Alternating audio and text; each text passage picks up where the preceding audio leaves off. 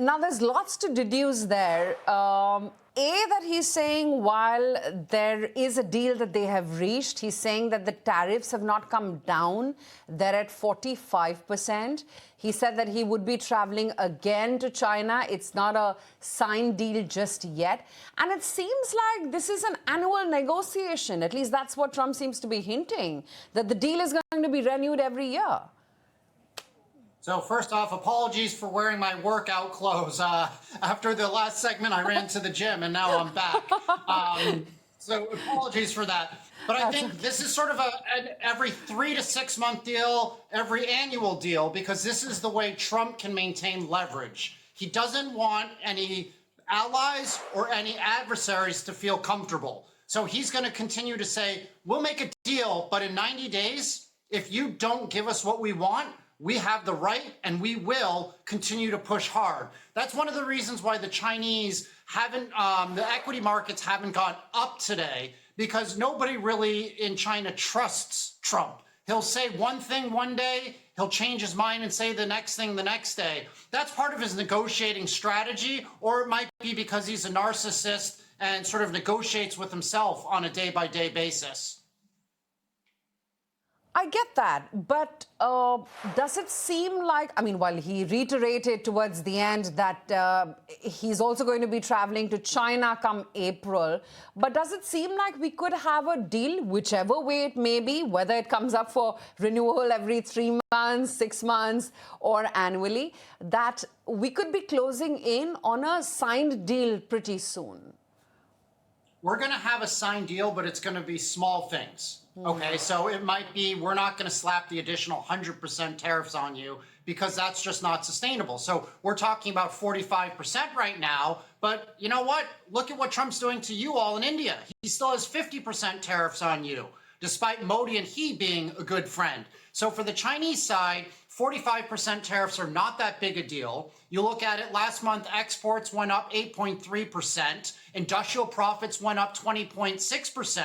So the Chinese economy, I don't want to say it's humming along, but it's doing very well right now, withstanding the pressure from Trump. So you might see some deals, but I think the sort of semi-mini detente today that Trump engineered was for a way for the Chinese to buy 180,000 tons of soybeans from America, because Trump was getting a lot of pressure from not just Democrats, but also Republicans alike, saying we're losing out on $12 billion of sales to the Chinese in soybeans every year. You saw American farmers were going on social media, they're going on TV, saying that they were losing their livelihoods because of Trump. So for him, still has a threat of tariffs. He still has that cudgel and hammer, but he was able to extract the Chinese willing to buy some soybeans to help out, because we got to remember next year is the midterm elections and the approval ratings for Trump are at an all-time low. People are not happy with him in many pockets of the United States. Now, obviously, some people love him and are MAGA,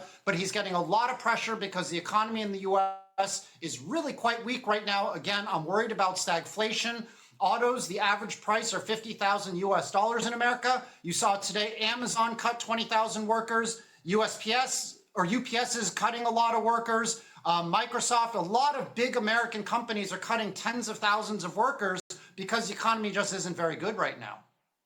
You know, two things, Shaun, that I picked up. A, of course, was the soybean issue. But B, he's saying that all of rare earths have been settled. And he categorically said that in that, audio file that we managed to get a hold on, saying that you won't be using the term rare earths and it's going to be long forgotten now. Also stating that agreed to reduce fentanyl tariff to 10% and that China will be discussing chips with nvidia and not talking about the nvidia's Blackwell. How do you sort of read into these two pieces? Because again, nvidia was a big bone of contention, as was rare earths. So, I mean, Trump is either lying to himself or lying to the American people by saying that you're not going to have to worry about rare earths. Because again, rare earths, despite the name, are not that rare. You can get them in iron ore mines, you can get them in tailings, in Saudi Arabia even, China, and even Brazil, and even Greenland, which is why I think Trump was trying to steal or confiscate Greenland from the Danish. The issue, again, comes to refining rare earths. And we're 5 to 10 years behind in the United States. There are really only two positive marks on that. The first is Australia has some decent refining in Lynas, but they're still not able to do the high-end refining. And then second, the University of Texas, Austin, where my son happens to be a freshman, but they announced that they might be coming up with new forms of technology to implement rare earths. But even if they have been able to do that, that's less chemically based, less polluting than the traditional way, we're still 5, 10 years behind. So again, either Trump is deluded or he's lying to himself and the American public. I tend to be on the latter. I think Trump's a really smart guy, but you can't trust or believe anything that he says, because for him, it's all about optics, it's about gaining power, and at the end of the day, it's in his mind, it's about the art of the deal and negotiation. It is indeed. And Shaun, thank you so much for your time and logging in again. And now you can go back to your workout. Yeah, sorry for wearing my clothes like this, my Adidas clothes. I apologize.